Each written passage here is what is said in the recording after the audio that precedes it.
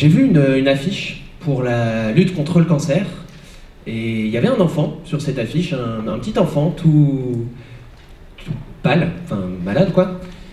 Et il y avait 2 phrases sur l'affiche. La première c'était « Parce que cancer ne devrait jamais rimer avec enfant ». Et je me suis dit, bah cool, première victoire contre la maladie déjà, parce que ça rime pas du tout ensemble. Et il y avait une autre phrase en dessous qui disait que chaque année en France, 500 enfants meurent du cancer. Et ça m'a choqué, parce que je me suis dit, c'est pas beaucoup.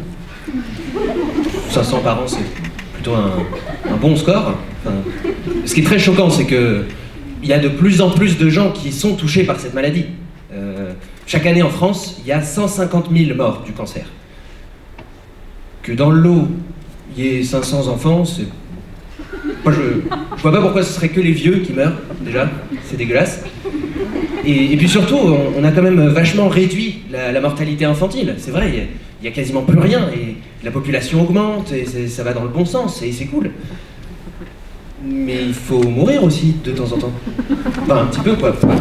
Ça arrive, voilà, c'est ça. C'est que ça arrive, ça fait partie de la vie. On peut pas éliminer la mort. J'ai eu un cancer. C'est pour ça que je me permets de... Je peux faire des blagues sur le cancer, parce que j'en ai eu un. Je crois que c'est comme ça que ça marche. Alors bon, j'ai jamais perdu d'enfant, mais j'ai perdu une couille. Donc, l'un dans l'autre, enfin pas... J'ai eu un cancer du testicule. Et bon, c'est bizarre parce qu'à chaque fois que j'en parle, je peux pas m'empêcher de le dire comme ça, de dissocier. Parce qu'il y a le mot cancer, c'est grave. Puis il y a le mot couille. Et c'est rigolo. D'ailleurs, une petite parenthèse, c'est que je suis là ici à Bourges pour 2 nuits. Et il se trouve que je suis logé juste à côté de la rue des 3 Bourses. Très bel accueil. Parce que par rapport à ce que j'ai eu, par précaution, il faut faire un dépôt, une conservation. Et d'ailleurs, à l'époque, j'avais un petit boulot dans une entreprise et j'ai dû poser une demi-journée de RTT pour aller me masturber. Et ça fait partie des petits plaisirs dans la vie, quand même. Et en allant à l'hôpital, bon, moi je m'attendais à rien, évidemment, hein, mais quand même, l'hôpital où je suis allé, ça se passait au sous-sol, c'était en travaux. Donc il y avait quand même une ambiance un peu étrange. Hein. Dans la salle d'attente, j'avais l'impression d'entendre la voix off, comme dans les documentaires. Nous voici à l'hôpital Tenon, en plein cœur de la capitale.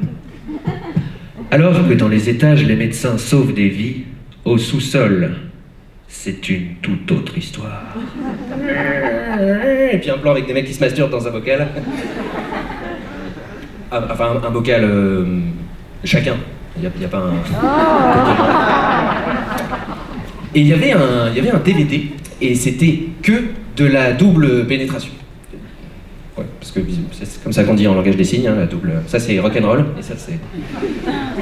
Et alors, ça aussi je me suis dit, c'est dingue, parce que qui est-ce qui s'occupe de ça à l'hôpital? Pas de la... mais d'acheter le DVD. Parce que il y a plusieurs chambres, hein, et il y a un DVD dans chaque chambre, donc il y a une petite gestion de stock, forcément. Il y a sûrement quelqu'un qui est responsable de ça à un moment donné. Il y a même sûrement une réunion pour décider de ça. Moi, j'ai toujours imaginé un mec super volontaire pendant la réunion. Le chef de service qui aurait été là. Bien, alors maintenant, à l'ordre du jour, concernant le service de dépôt et de la reproduction, qui voudrait bien s'occuper du stock de DVD pornographiques? Moi! Enfin, je veux dire, si personne d'autre veut s'en occuper, je peux le faire. J'ai une petite collection personnelle à la maison et ma femme veut que je m'en débarrasse.